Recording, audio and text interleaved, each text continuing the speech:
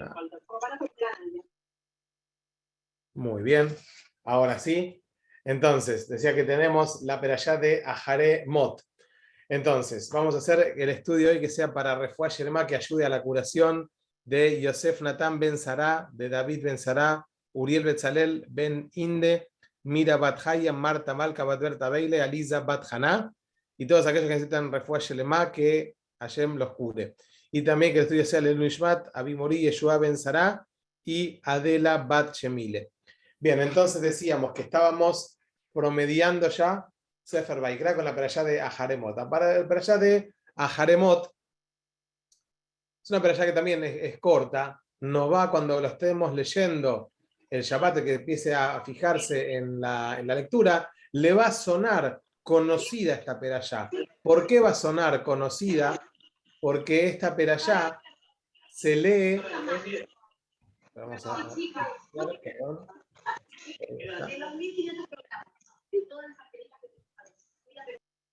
ahí está. Esta perashá, decía, se lee en Yom Kippur, en el día el día más sagrado para nosotros, se lee esta perashá. ¿Por qué? Porque va a tener varias alajot, varias leyes, varias normas que van a ser respecto a la santidad y respecto a la expiación. Empieza en el capítulo 16, Perek Tetzain. Ahí comienza, la perashá comienza y directamente se va a lo que es el servicio de Yom Kippur. Cuáles son todas las normas que se debe atender, el proceso de expiación. ¿Sí? Ahí primero nos pone en tema, un tema que ya hemos tratado, ¿sí? Porque dice, Aharemot significa después de fallecer. ¿Después de fallecer quiénes? Después de fallecer los hijos de Aarón. ¿Sí? ¿Por qué? Ahí nos cuenta la perashá, nos reitera que después de fallecer los hijos de Aarón por haber traído un fuego que no era necesario o tal vez un fuego fuera de lugar. Ahí nos reitera entonces qué es lo que había ocurrido en ese momento. Bueno, entonces acá nos viene a situar y nos recuerda ahí, Bezoti Abo Aarón a Kodesh, dice, con esto va a entrar Aarón al santuario y no puede venir en cualquier momento que desee. ¿Sí? Este es uno de los temas que menciona, que no se podría venir en cualquier momento. Y dice, ¿con qué tiene que venir? Con un novillo para Corban Hatat y con un carnero para el Corban Olá.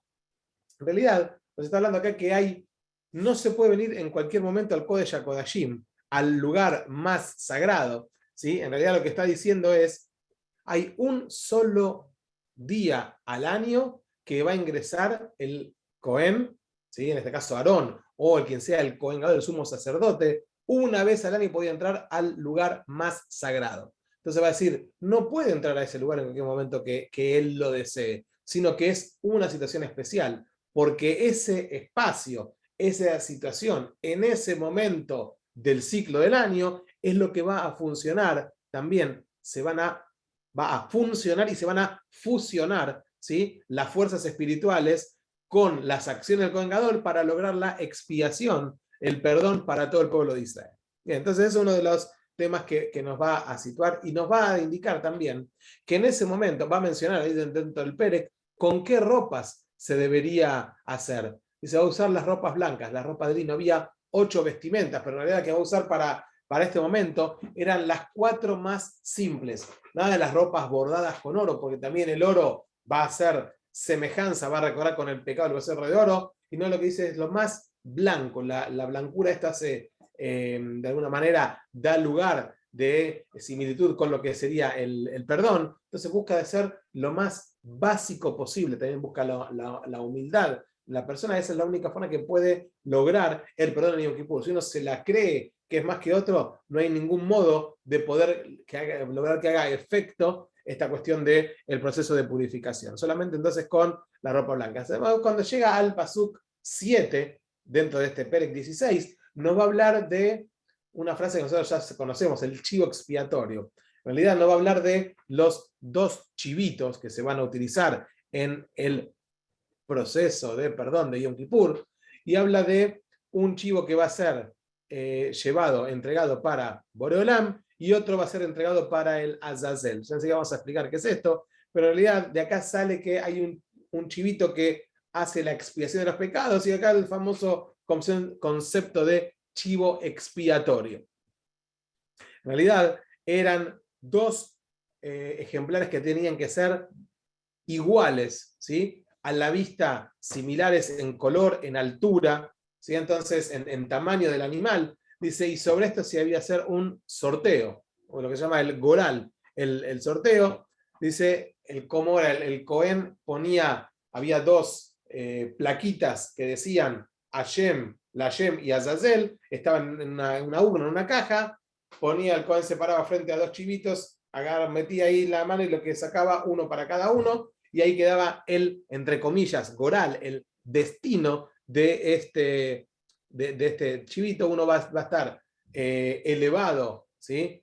Porque va directamente al Mizbeach, y el otro va a estar tirado, arrojado en el monte, que es el que llevaría los abonot. Por eso, previo a enviarlo, Aarón va a hacer la semejanza, ya lo va a mencionar. Primero nos va a contar que hacían la yejitá del que era para el Mizbeach, iba a salpicar 8 salpicaduras. Todo esto lo mencionamos en Musaf de Yom Kippur, lo que se llama el Seder Abodá, todo el proceso del trabajo que hacían cuando llegaba al momento de entrar al Kodesh HaKodashim. Entonces ahí se salpicaba el paroje, se salpicaba de distintos lugares, dice, y con eso era la forma de ir expiando las transgresiones. Después de hacer todo este proceso, salía Aarón, o el Cohen de ese momento, apoyaba ambas manos, hacía lo que se llama la semijá, sobre el chivito que iba a ir al desierto, y de ese momento había una conexión, ¿sí? Lo mismo, siempre que se traía un corbán, requerían hacer la semijá para sentir esta conexión con el animal,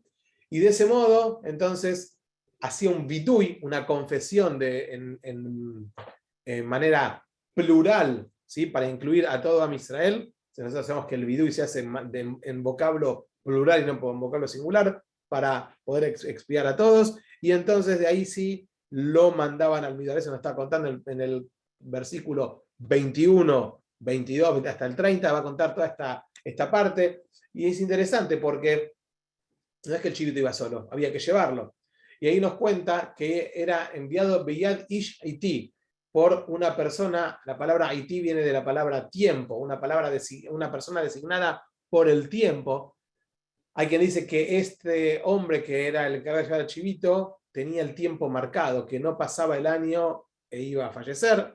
Otros decían que igual tenía la fuerza de todavía poder hacer teshuvá, depende de distintas explicaciones, pero dice, esta persona designada es la que iba a llevar al chivito al desierto, y lo iban a arrojar por el monte de Azazel, y con eso entonces iba a terminar, sería como la capará que va a recibir todos los pecados, iban en ese animal, y de eso quedaba perdonado, entre comillas, el pueblo.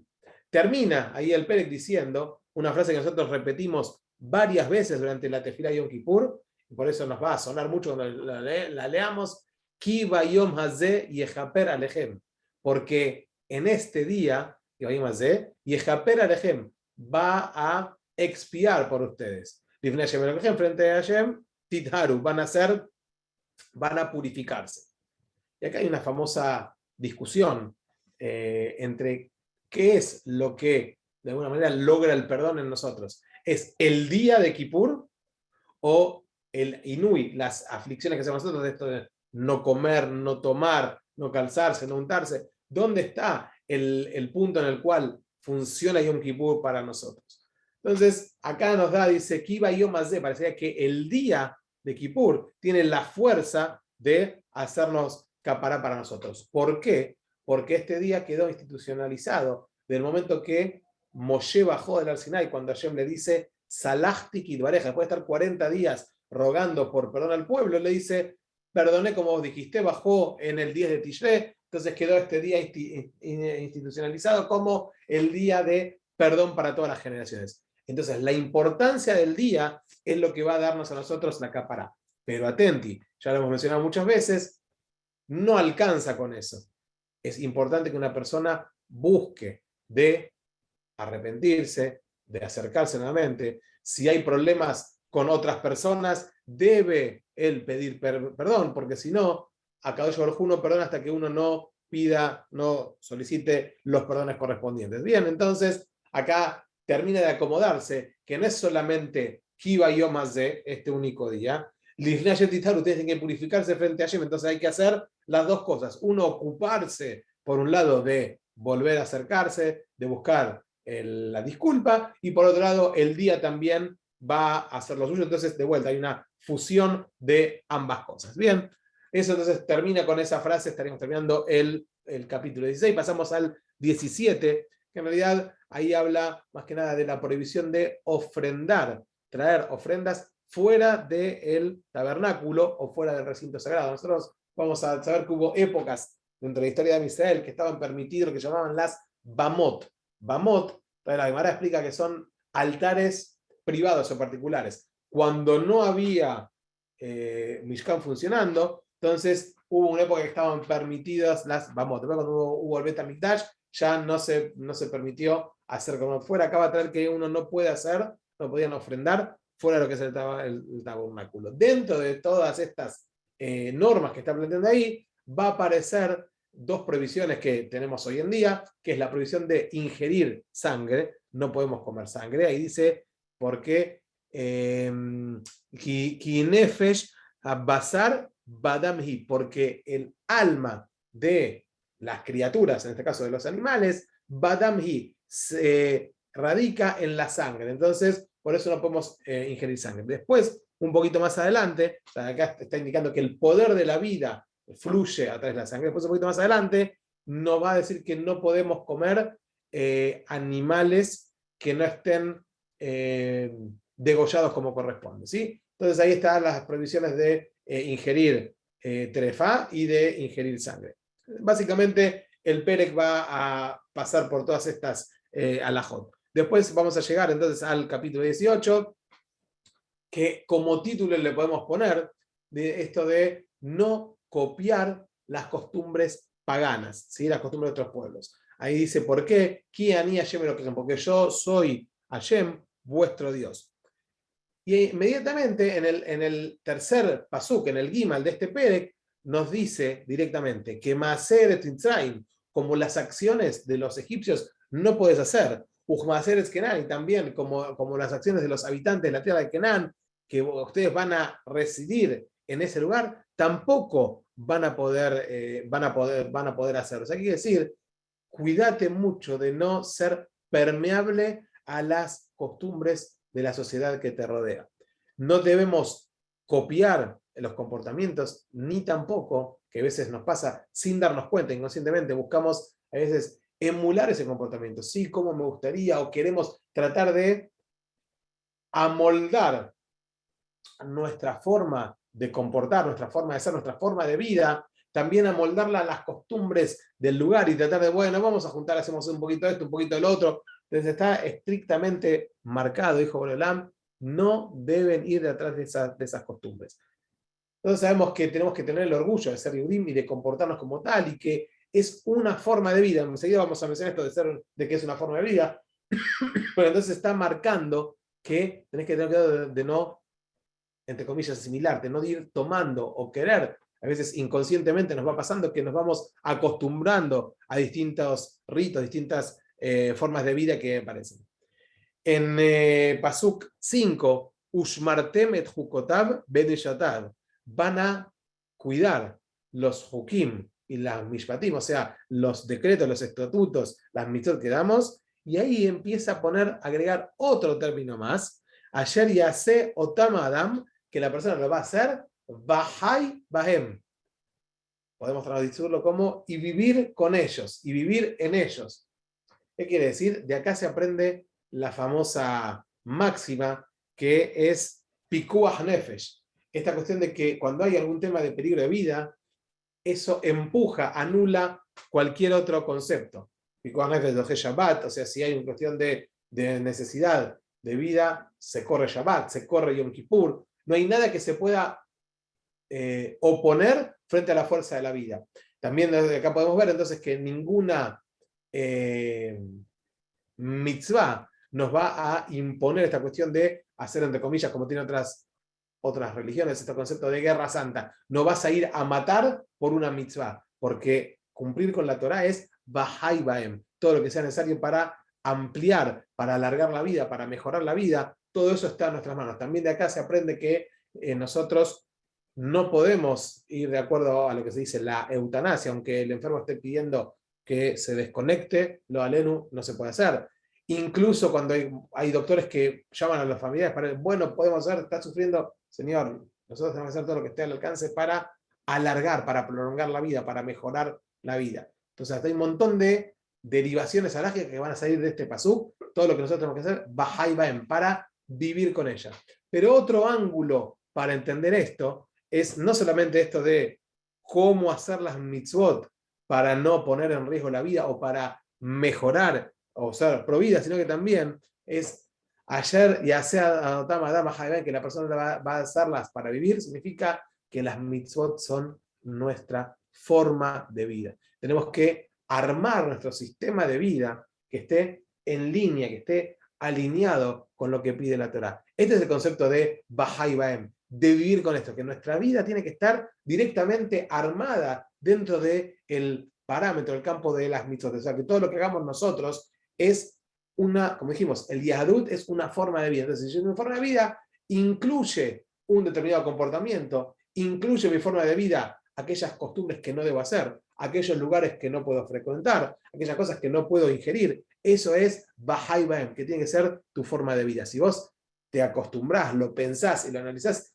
vas a armar una vida que fluya a través de las mitzvot. Entonces, otra forma de verlo. Y también habla ahí también Bahai Baem de la emoción al hacer una mitzvah. Cuentan de algunos jajamim de antes que la noche previa al Seder de Pesaj o la noche previa, la primera noche de Sukkot, cuando el otro día tienen que tomar las 4 especies, no podían dormir de la emoción de la mitzvah que llega año a año. Bueno, no digo que nosotros estemos a ese nivel, pero sí por lo menos emocionados, sí estar deseosos de poder cumplir ahora con la mitzvah de matzah, con la mitzvah de maror, con la mitzvah de lesaper, de contar, relatar la salida de Mitzrayim. O sea, estar emocionados. Viene una mitzvah que nada más y nada menos una vez al año. En este caso tenemos la posibilidad de hacerlo, tenemos revancha, tenemos 12 darim, 2 noches para hacerlo, pero saber que no es, bueno, nos vamos a encontrar con la familia. Es decir, llegó el momento tan esperado de poder cumplir esta mitzvah, de recordar todo lo que pasó, de relatar a nuestros hijos, a nuestra familia, de poder cumplir con esta mitzvah que está escrita en la Torá, que es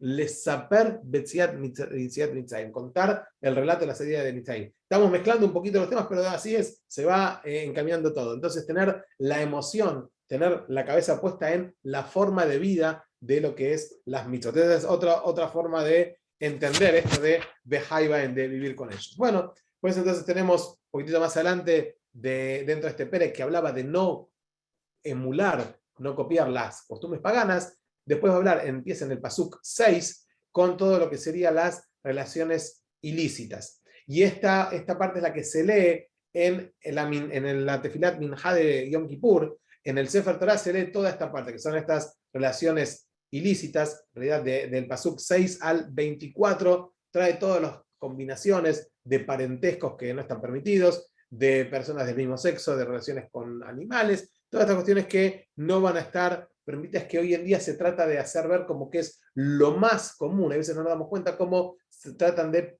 que la vida vaya cambiando, ¿sí? los parámetros y nos hacen ver las cosas como comunes. Acá está planteando que esto no está de ningún modo permitido, no es la forma que tenemos nosotros de vida. Entonces trae después de todo el listado las combinaciones, todo eso, y ahí termina diciendo Ki ani Hashem, porque yo soy Hashem, vuestro Dios, y lo mismo, tenemos que emular en algún modo el comportamiento de Hashem, buscar que nuestra vida sea una vida de pureza. Básicamente estos son los temas que abarcan entonces la perashá de esta semana. Como siempre buscamos algo para destacar, y que va a ser una perashá cortita, y también nuestro tiempo es corto porque estamos con la cabeza puesta en el hack que se nos viene, pero dijo el Rabbi Yigal Cohen. Acá hay un concepto que, como dijimos cuando empieza la perashá, respecto a estos 2 chivitos, hay un sorteo. Y la palabra que utiliza la Torá es la palabra goral.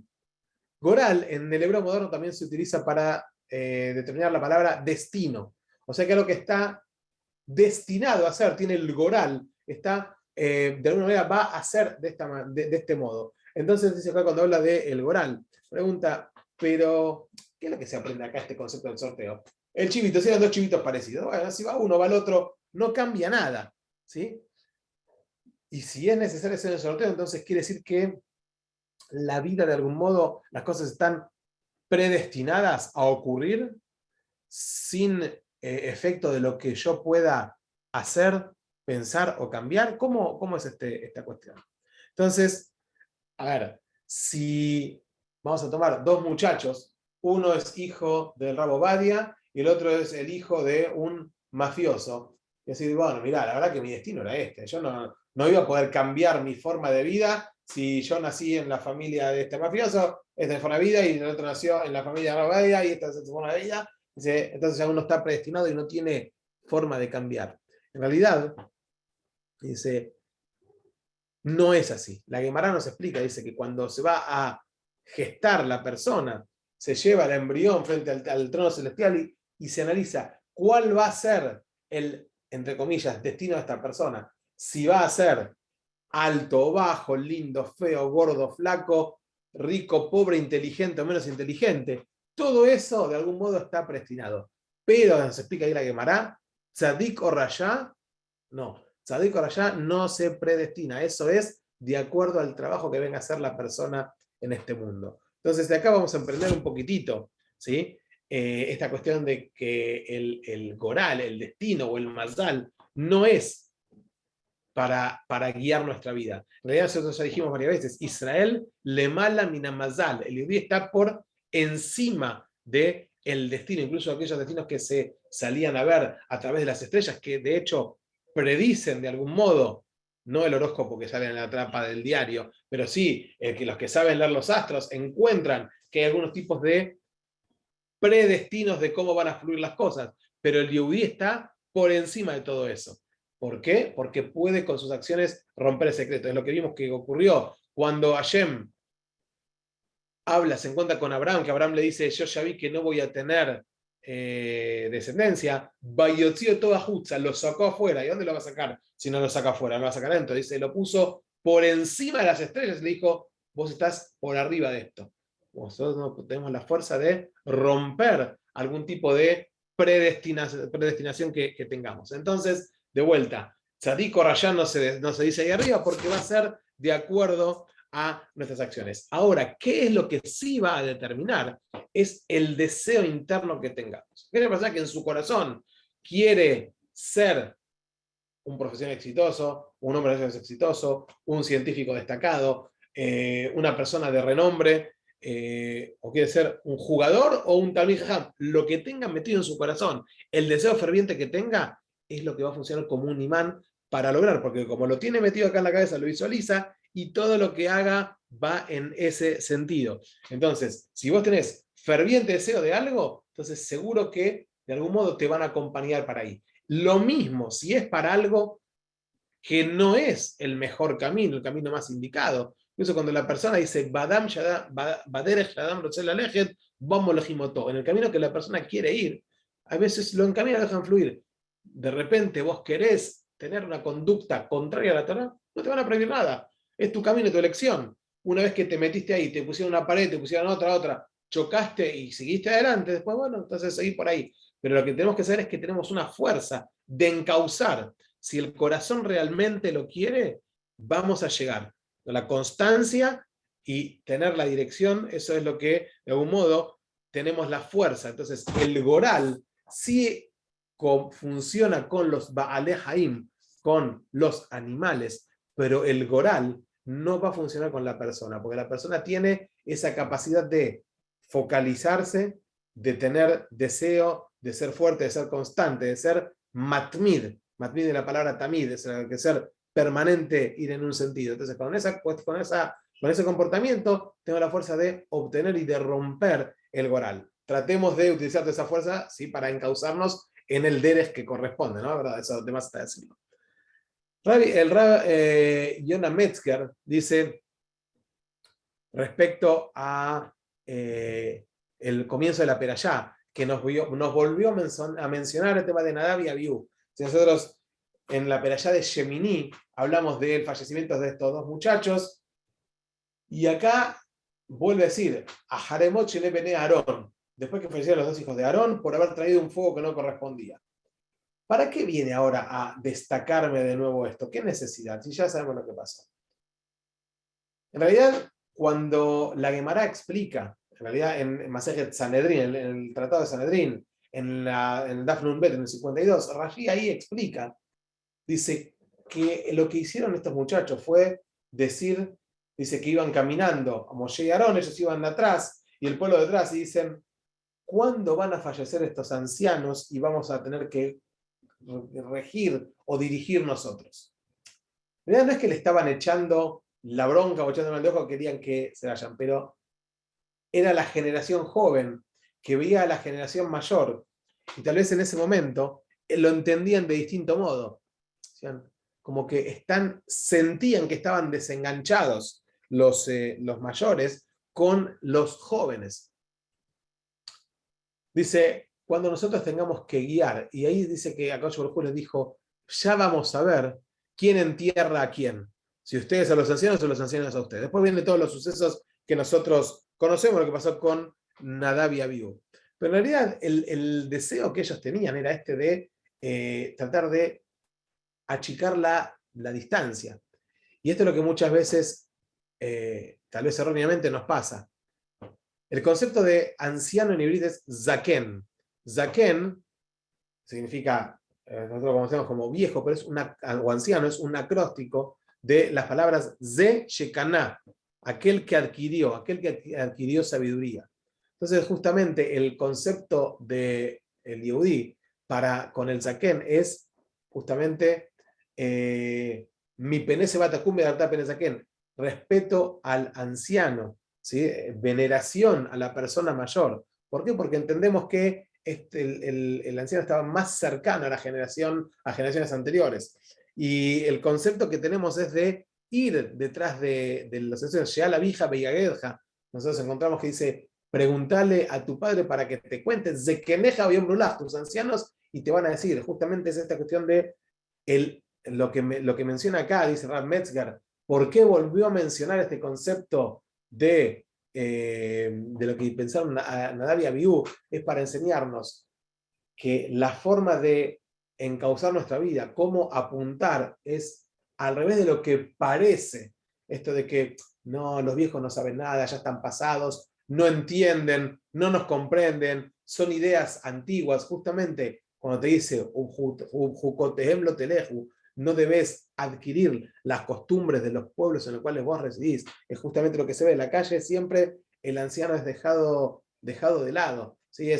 No saben nada, están afuera, no tienen onda, no la entendieron. Incluso vimos que en la época de pandemia, cuando empezaba, había algunos lugares en los cuales se empezaba a vacunar de 40 para abajo, y en otros lugares, al contrario, se empezaba de los mayores. No porque vamos a invertir en los jóvenes y los otros dejarlos. No, justamente al revés, hay que saber darle a cada uno el nivel que tiene. Entonces lo que decía ahí el Rav Metzger es a tomar las actitudes del Jajam. Vamos a terminar justamente con esto, porque en realidad no es que vinimos a hablar mal de Nadab y Abiú. Nadab y Abiú ya en su momento se habló, ya trajeron a la Jot para cómo va a ser el servicio, pero una vez que volvió a hablar mejor dicho, que voy a comenzar a hablar del comportamiento del Cohen en el Kodesh HaKodashim, entonces lo juntó con esto de entender que la persona que llega al Kodesh HaKodashim tiene un comportamiento tal que porque es el elegido, una vez al año va a llegar a ese lugar.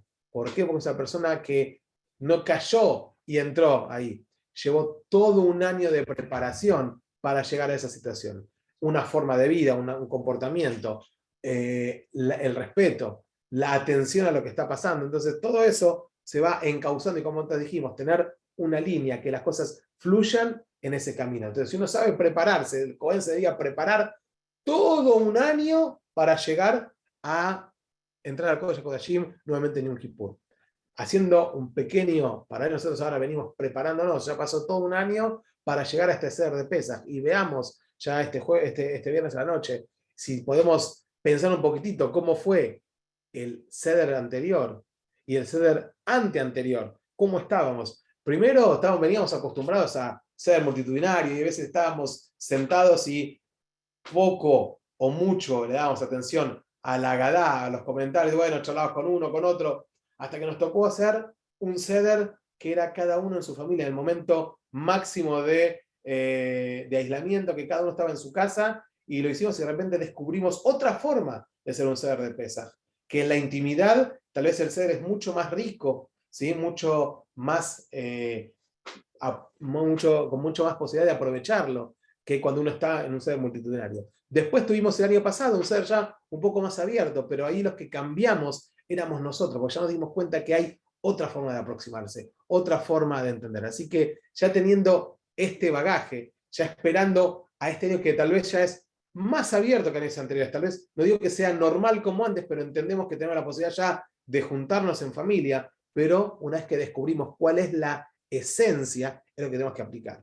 Que no sea una noche más de reunión familiar, porque la reunión familiar siempre es buena y es necesaria, pero también saber aprovechar el momento. Jajam, en Abber ya decimos que el jajam tiene los ojos puestos en la cabeza porque está mirando. Dijimos, Bahai Baem, tenemos que vivir a través de las mitzvot. Entonces, tenemos que armar este pasillo que nos va llevando una mitzvah, lleva a la otra, forma de vida. Pensemos que antes estábamos sentados en la punta de la mesa cuando éramos los más chiquititos, fuimos tomando un poco más de lugar y a veces ahora nos toca ya estar de algún modo siendo líderes, liderando los sedarim. Y qué mejor que recordar las costumbres que recibimos de nuestros abuelos, de nuestros padres, que las estamos transmitiendo a nuestros hijos. Besat Hashem, que tengan un Pesach Kasher Sameach. Gracias por estar. Que todo lo que necesitamos para David, Pesach Kasher Sameach a todos, tanto tiempo que no nos veíamos, volvimos. Así es, lindo ya ver regresamos. a ustedes, verle las Todo caras. No perdamos la cuestión de Kasher Besameach. Tiene que ser con simja. Lo fundamental es que sea con alegría. Si las cosas las venimos haciendo a la fuerza o con un poquito de bronca, de molestia, no fluye. Tenemos que hacerlo con simja. El keli, el recipiente para las verajot, es la simja. Así que sean pesas Kasher Besameach. Gracias por estar. A todos. La semana próxima, el martes próximo, no tenemos porque no hay perallá de la semana, así que nos vamos a preparar. A pasear. Exactamente, hay que disfrutar sí, de Jol Moed. gusto. Así que gracias Felisa, gracias Ricky, gracias Vivi, gracias Sarita, Marcos, Esther, mamá, Diana, gracias a cada uno por estar. Shabbat Shalom, Hag Sameach y nos vemos dentro de 2 semanas. Besos a todos, saludos desde México a todos.